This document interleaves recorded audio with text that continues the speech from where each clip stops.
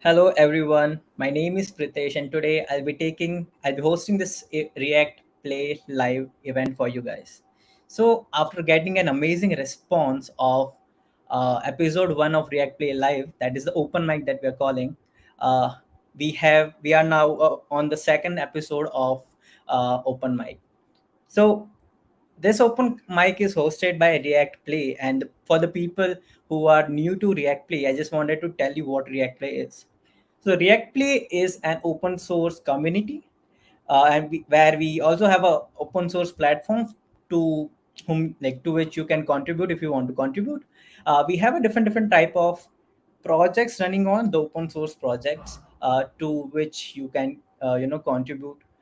So if you are keen to contribute to open source, you can join our Discord community. I'll quickly drop the link of Discord community in the chat.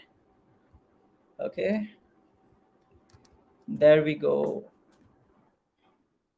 Okay, so if you want to join our community, we are like open to anyone can join our community. And we also have a different type of roles in our Discord. So if you are open to contribute to that, you are also free to do that. So coming to React Play Live. So what is this event and why we are doing this and how it is beneficial for developers? Okay. So I'll quickly share my screen. Okay. I guess it is shared. Awesome.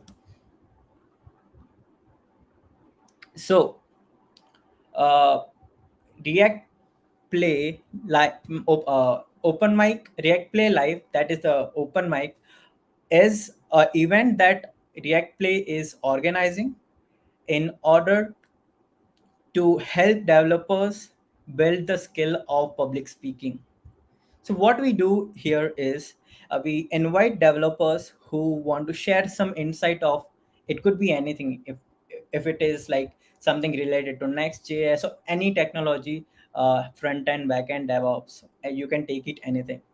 So the motive of the entire event is to make people help develop the skill of public speaking. So this skill will help people to speak in public, and that will give a confidence in them, and that will build a good soft skill which is rare these days in most of the developers. Okay, so for this episode also we have few guests who will be speaking, who will be sharing some insights related to some of the things that they learned. It could so let me quickly introduce you to the speakers of the day. Okay, so we have three speakers right now for the second episode of React Play Live. First is Ayush, he's a good friend of mine. We also interacted on Twitter. Second is Swapnil, and third is Siddharth. So all three of them belong to some different background, and they'll be sharing their insights on what they have experienced till now in the world of technology, and they have their own topics to discuss upon. We have already shared everything what topics they hold on our Twitter, and with that, I would like to invite Ayush on the stage. I'll quickly stop sharing. Okay, Ayush, you are there now. Can you give a Hello. quick introduction of yourself and then we can get started with your talk? Hello. Am I audible? Yeah, you are audible.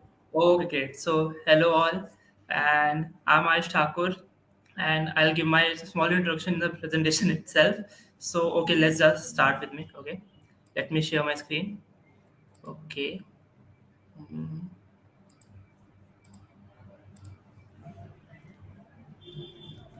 Is it visible? Is my screen visible, Pritesh? Yeah, Ayush, you just need to make it in full screen mode.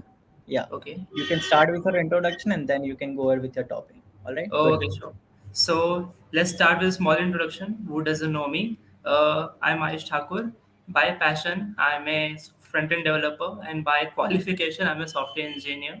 Along with that, I'm also a content creator on Twitter. Some of you may have seen my tweets, some of you may have seen my threads, my content, and may some of you may follow me on Twitter itself. And along with that, I'm also a technical writer. I write technical articles for many of companies, for many startups, for many SaaS startups, for many open source companies. And in the end, always I'm a React enthusiast, a totally React lover. I you can say React you can say React run in my veins in the blood, and I totally you can say totally impressed by the React. Wherever I see React word, I strongly get attracted towards it. And these are my social media handles. You can follow me on Twitter, LinkedIn, GitHub, Showcase, and you can also mail me on or mail me on my Gmail ID. And considering it as a chance to thank you, Tapas, Pradesh, and whole team of React Play for taking this initiative, this open mic initiative. This is helping and will help many of the newbies like me who are struggling to uh, start their career in public speaking. So okay, let's just start. So yeah, I'll be talking about stop using use effect hooks. Some of you may have heard use effect hooks. Some of you may have practiced, may have used use effect hook in their projects. The whole presentation is divided into basically three parts. The first one is introduction. For those who don't know, I'll give a small introduction of what is use effect hook along with a live example and its drawbacks and its alternatives. Okay, so let's just start. Introduction. Some of you know what is your use effect hook. Some of you may not know use effect hook. So I'll give a small introduction about that. Use effect hook is basically a hook offered by React where we can re-execute a code of block depending upon the change in the value of a variable. Okay, uh, when when a value of a variable gets changed, a particular defined code of block gets re-executed. For many of us who have learned use effect hook, it will be a second hook after use state, which we have learned and practiced. And it basically use effect basically demands two arguments. The first one is obviously the code block itself that we have to re-execute, and the second one is the dependency array. The dependency array is basically an array which works as a container for all the variables on whose uh, values depend on whose change in value depends on the re-execution of a block. So whenever the value of those variables in the dependency array gets changed, our defined code block gets re-executed. Okay, and here I've also put a small syntax of what use effect hook looks like. Here you can see here is a use effect hook with the defined code block. Okay, and the second argument is the dependency array that I have defined dependency array. So let's take a live example of it. Okay, so here you can see I've created a very simple code. Okay, here it is a React component with the app name that is obviously the default name, and here we have used a use state hook taking count and set count. Okay, here we have initialized our use effect hook, and in this there's a simple code, nothing rocket science, just simple code line which is console logging the rendering string in a console log window. Okay, and in the dependency array we have initialized count. Whenever the value of the count will be changed, this rendering will be console log in a console log window. Okay, and in the JSX part, to return, we have basically initialized a button on who whenever we will click on that button, the value of the count will be changed, and that will instantly trigger the use effect hook. Okay, let's just see it in a live example.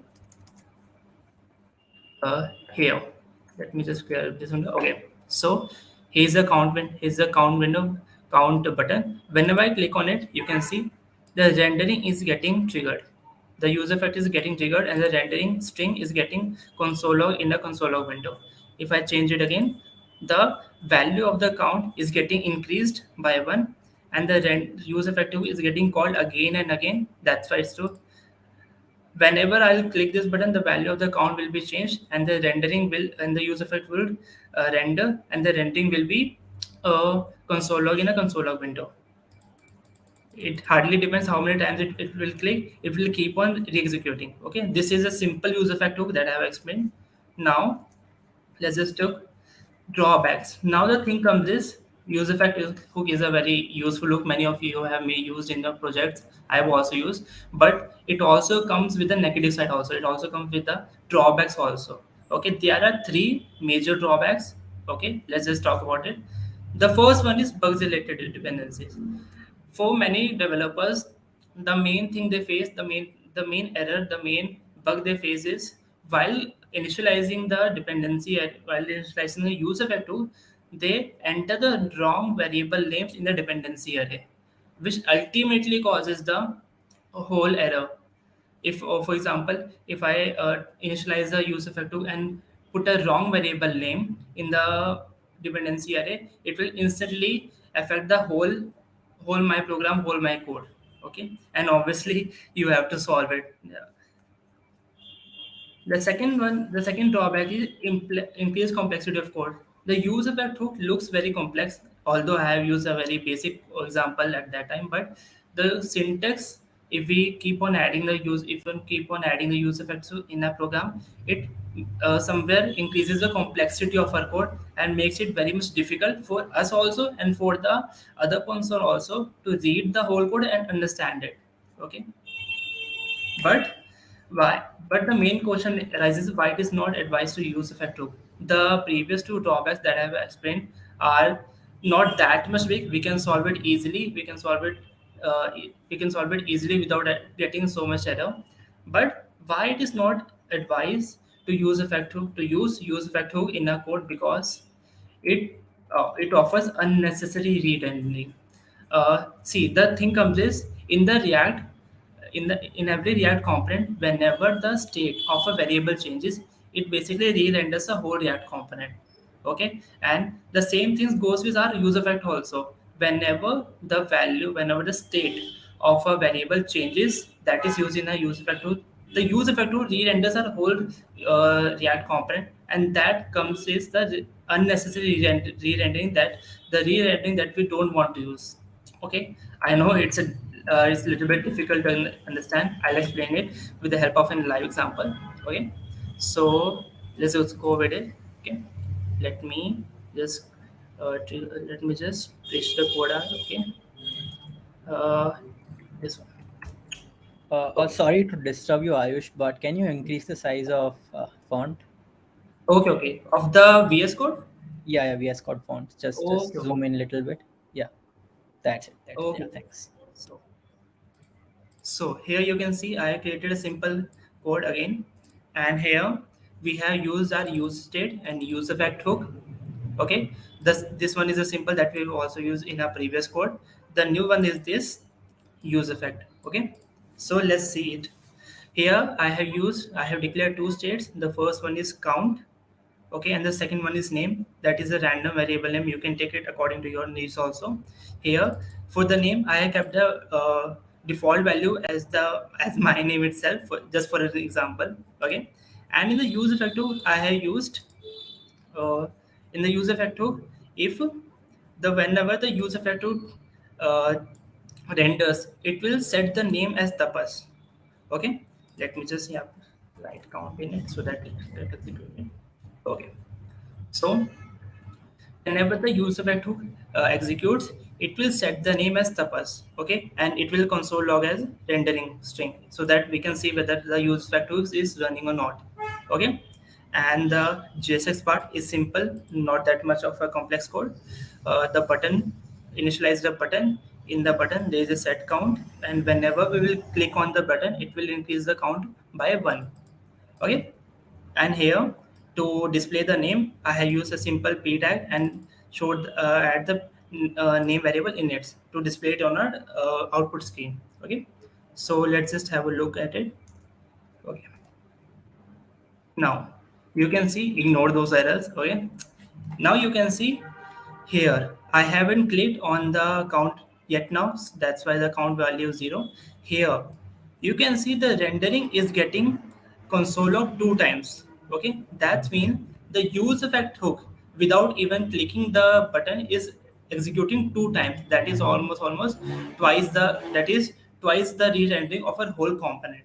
The first one is okay, that one is fine, but the second time it re-renders, it basically re-rendering the whole component, making it much more, making eventually eventually disturbing the efficiency of our whole code. Let's understand how, why is it happening, why is it re-rendering itself two times.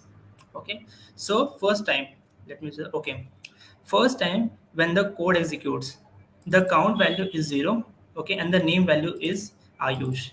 If I show you, if I reload it, you can see in the name section you will see Ayush, but for just a minute of seconds. See, you can clearly see it. The Ayush is displaying, but for a minute of second, and instantly the tapas gets printed. Okay, why is it happening? Because when we render our code, when we render this component, the default value of name is Ayush. That's why it is getting displayed. But when it but when the this value the but when the count value gets changed, that is 0, okay, it gets changed, the use effect who gets triggered, it sets the name to tapas and gets rendered for the first time. That is for the first time. But for the next time, now the use effect who had changed the name, has changed the name component from Ayush to tapas. Okay, that instantly changes, that is instantly changing the state of the name component, this one component. Okay, when when use effect who gets called for the first time, it is changing a name to tapas. That is ultimately changing the state of the name variable. And since the name the state of a variable is getting changed, it is re-rendering next time, re-rendering the twice. That is ultimately, that the second time it re-render, it is causing an unnecessary re-rendering to our whole component, to our whole app. Okay, and that was the biggest drawback, the biggest disadvantage that useEffect comes with us.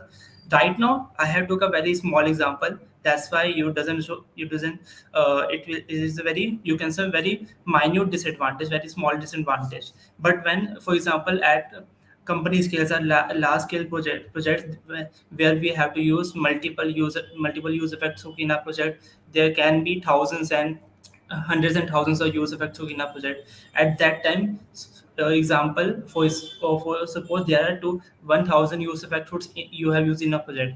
So when every use effect hook will re-render itself, it will cause thousand unnecessary re-rendering that will ultimately badly damage the efficiency of our code. And that's why we go for, that's why it is an advice to never go to almost,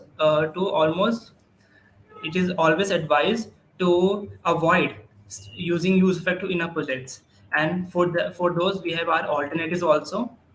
React comes as alternatives also. So for the first one is this one, use memo hook.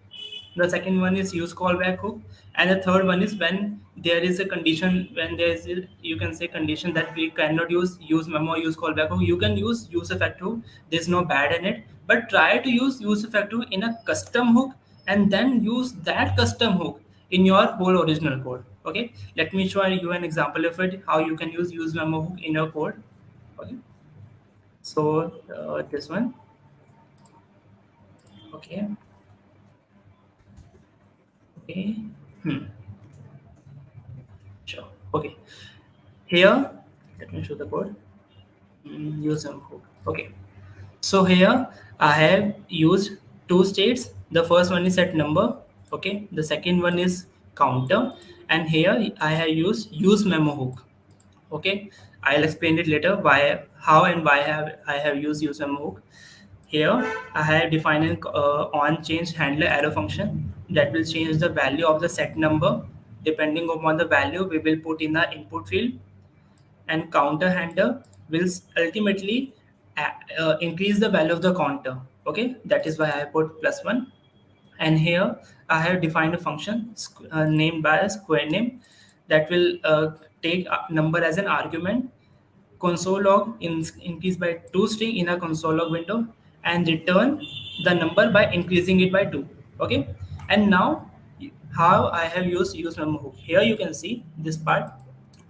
Use memo hook is basically a hook that works exactly like use effect hook, but the additional thing it comes with us, it basically stores the value of stores the return value in a variable, and whenever uh, we execute the same function with the same variables, it does not re-renders itself. Eventually, it actually gives us the stored value stored value from that variable. So for example, यहाँ इधर for example here we have used use memo hook, and the squared number function we have returned with the number argument, and here you can see that it also demands for a dependency array. Whenever the number value of the number variable gets changed, it will uh, run this function, return this function, and store the value of this function, store the return value of this function in this variable. Okay, so let's just have a look at it. Here you can see, as I said, I have used okay. As I said, I have used two states. The first one is this one counter, and the second one is this one output. Okay, the output will increase the value by 2, and the counter will increase the value by 1. Okay, so if I increase the value, here you can see, as as I'm updating the value, the increase by 2 value is getting triggered, is getting here, is getting triggered and showing it in the console log window. But when I click on increase counter, there is no string getting displayed in the console log window. Eventually, there is also question. There is also thing that the increase counter state is also getting updated as I click on this window.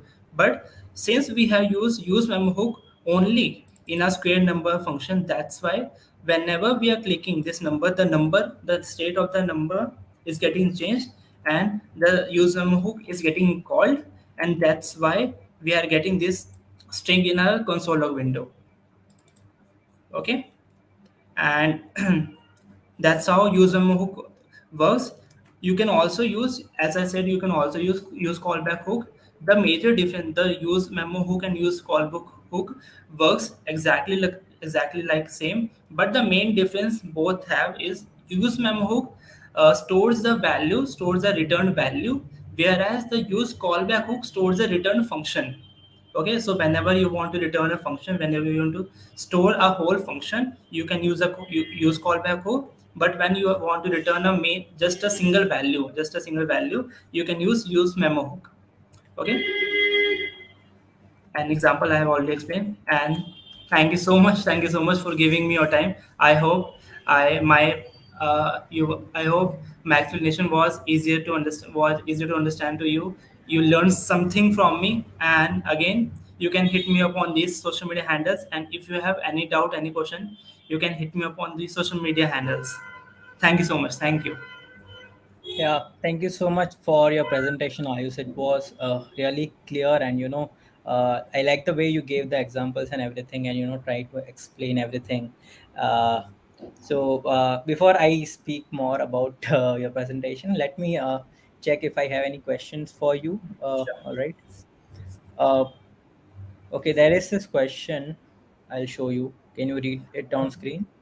Can this variable be a function where on the change of a parameter the use effect will run? The variable of a no, in the dependency array you have to put a variable. There cannot be any function. You have to put in the variable in the dependency array. If you And don't if you put, what want happens? to, yeah, sure. Say Like, Pradesh. I'm sorry. Like, if you don't put, then like, what happens? Okay, if you don't put any variable in the dependency array, the whole use effect hook or the whole use memo use callback hook will execute it only one time. When the web page loads, it will execute it only one time, not the again. All right, cool. I hope the question was answered. Next up, we have uh, this question. That re-rendering is done by React or stick mode in the main.jsx number. Yes, exactly. Yes, yes. You can also use stick mode to remove re-rendering also. Okay, all right. All right. I cannot see any other questions for now. Uh, cool. Yeah. So thank you for your presentation, Ayush. I hope the experience was good, and this was your first public speaking, if I'm not Yeah, wrong. definitely, Yeah, right. definitely. You can see like little fumbles and stuff, but it happens. Like for me, it Mm. was the same only. Yeah. Cool. We'll call our next Okay. speaker now. Thank you so much for your Thank you presentation. so much, Vitesh. Thank you, You Tapas. can Thank connect you. to Ayush. He is a content creator on Twitter and also Showcase. You can connect with him if you have any questions later on. All right. Yeah. Thanks, Oh, Ayush. thank you. Thank you so much. Thank you all. And good night to all. Thank you. All right. So next up we have Swapnil with us. I'll quickly share my screen. So we already had a conversation with Ayush. Next up, uh, we have Swapnil in the house, and he'll be talking about his open source journey. I'm really excited about how it will go. So let me quickly, you know, help Swapnil to get inside the stream. All right, yeah. Hi, Swapnil. How are you doing? Uh, Hello, Pritesh. Yes, I'm working fine. Awesome. So can you start with your introduction and stuff, because this is the first time interacting with Swapnil. I have seen you somewhere on Showcase, but not much of interaction. So you can share your screen and also start giving your introduction to the people who are watching the stream. All right, Is my screen all right. visible? Just hold on for a second. Yes, it is. We can start. All right. Hello everyone. First of all, I would like to thank React Play for giving me this opportunity to speak in an at an event like this. My name is Swapnil Pant. I am a beginner MERN stack developer and an open source enthusiast who loves to learn new stuff. And today I am here to speak on my open source journey. So basically, my open source journey started when I first came to know about Kunal Kushwaha. This was back in December 2021. I was looking forward to learn DSA, so I was looking for some courses online, and then I came across Kunal's DSA playlist. The first video that I watched by him was on pattern solving questions. You know those questions where you have to print patterns in the form of numbers or stars, and I really liked the way that he used to teach. So I decided to start watching his DSA playlist, and during his course he used to talk about stuff like open source remote work culture. At first I didn't pay much attention to all of this stuff, but eventually one day I decided to watch his github video, and that's when I did my first open source contribution. As you can see, I have attached a screenshot. My first open source contribution was done in February 2022, 28th February 2022 to be exact. Then from March to May 2022, I started working on some personal projects. Those projects were basically in HTML, CSS, and Python. At that time, I didn't know much tech stack, so this thing continued till May, and then when my summer vacation started during June 2022, I this was when I actually started contributing to open source.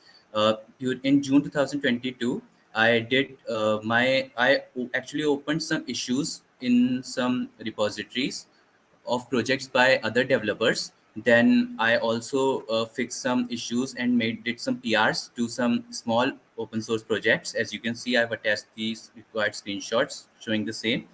Then during July, I continued the same stuff. I couldn't do much after that till up till October because of college and stuff. But again, during October, that was when I did most of my contributions. I came to know about an event called Hack Squad 2022. I participated in that, and our team got 39th rank out of about 800 teams that participated. And even though I got fourth position in my team, I didn't do much contribution. But still, for a beginner who just knew HTML, CSS, and basic JavaScript at that time, I still felt that I did a lot, and it was still just the beginning. Then, as you can see, I have attached another screenshot showing my what I did during the Octobers. I did about 13 commits in 7 repositories and created 9 repositories. And then these were some pull requests that I did. And then after that, I really liked doing these contributions and stuff, but again had to take a break due to university, college, and stuff. And after that, in February, I decided to learn some advanced some tech stack. So I started learning MERN stack.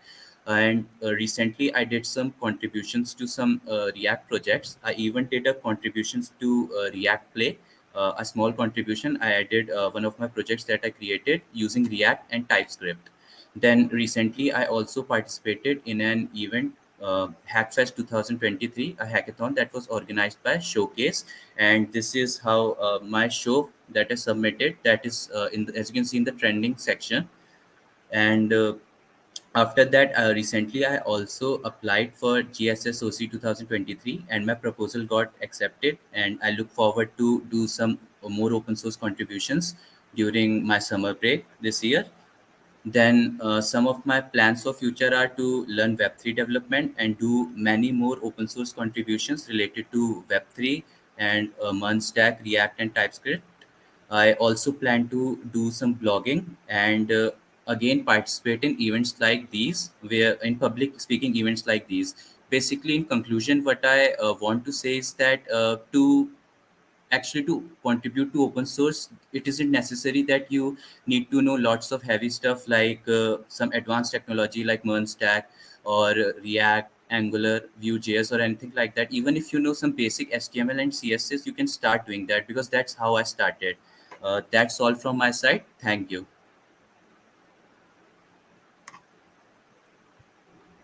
Yeah, hi, yeah, Swapnil. Thank you so much for your presentation. I really like the way you started from just a small contribution to the Kunal's project. Even I started my first Yes. open source contribution when I was learning GitHub. Came across this video of Kunal, and I started my like it was my one of my first contribution like to how to use GitHub and stuff like that. I cannot see any questions in the chat, but I personally have few of the questions. If you, I would love to ask. Right. So my first Yes, all. question is: you contributed. Your first contribution was Kunal's project, and then how you came across finding other projects for contribution. At that time, I just knew HTML and CSS, as I said. So I came to know about a site called goodfirstissues.com, and I used to apply filter of HTML and CSS and tried looking for projects that had issues open related to that. And Okay. that's how I found a few beginner projects. And for some recent projects that I did, I joined some Discord communities, and Okay. there people had actually posted their projects, and that's how I came across those projects, those React projects. All right. Awesome. Can you drop the link of that website that you're talking about, goodfirstproject.com, uh, in the chat if you on can? YouTube. Yeah, yeah, in just chat. Yeah, on YouTube chat. All right, one second. Yeah.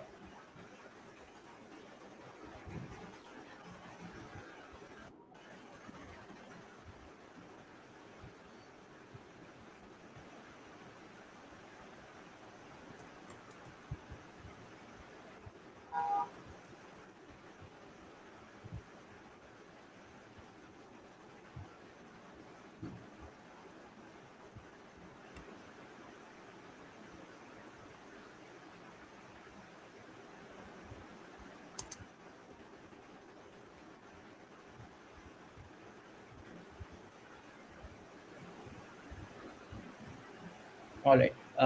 Till the time you're finding the link, let me quickly ask you a question. Like, can you tell me like what is motivating you, like, or what motivates a developer to contribute to any project? Because open source are free contributions, right? So why one would do any sort of contribution for free, and like what uh, motivates developers stuff? I think building new stuff is the only motivation, because I actually really like working on projects, do coding, and it actually really feels good to fix some kind of issue that has been lingering for a while on a project. All right. Right. And you talked about Hackfest, right? Like, it was a Hacktober Fest Yes. contribution, right? Uh, n- Back in October. All right. No, it wasn't Hacktoberfest. It was Okay. some other event Some other that event. was organized by Novu. That's No, also an open I source see. project. Yeah, yeah. Yes. It is a notification open source project. Yes. Yes. Nice, nice. So you contributed to Novo as well? No, I haven't contributed to Novu. I see. So how you found your squad there? Like, did you knew anyone or? Uh, No, it was random. Actually, I joined their Discord community, and from Okay, there, a person wanted some team members, so I just joined that team. I see. I see. Cool.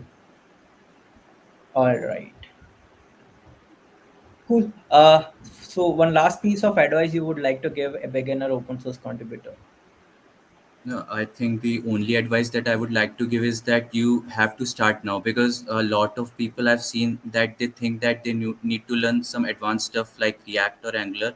It's not actually needed. Even if you don't know how to code, you can still contribute, because there are several mistakes like typos in the README file or in the documentation and stuff. So you can start with that. You just have to start now, and everything will get in place eventually. All right. True. Like the time you start, your journey begins, right? And if you don't start, it won't Yes, begin, exactly. right? No, no. Cool. Awesome.